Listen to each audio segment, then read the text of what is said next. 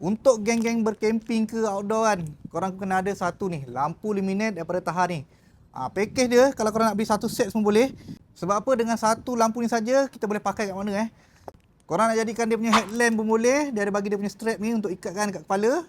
Lampu ni korang nak ikat kat tripod dia pun boleh. Untuk dia punya tripod ni material dia adalah aluminium. Dapat sekali dengan dia punya diffuser. Diffuser ni korang jangan letakkan je, sarungkan, lepas tu kita tinggal tarikkan.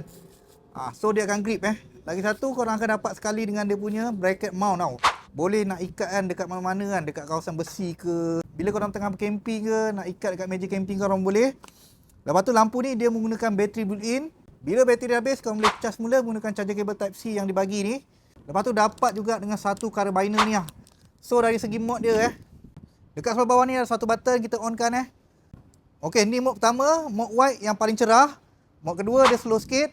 Ketiga, dia warm. Yang ni untuk suasana camping. Mode keempat dia warm slow. Kelima, dia warna merah. Dia static guys. Korang boleh nampak tau. Yang last sekali, dia blinking SOS. Lampu kecemasan guys. Korang nak adjust ke bawah boleh, ke atas boleh. Yang ni pun kita boleh adjustkan dia, nampak tau. Ikut korang punya kesesuaian lah. So yang ni korang boleh longgarkan lah. Nak grip dekat mana-mana pun boleh guys. So kalau korang minat dengan lampu daripada tahan luminate ni, aku sediakan link kat bawah.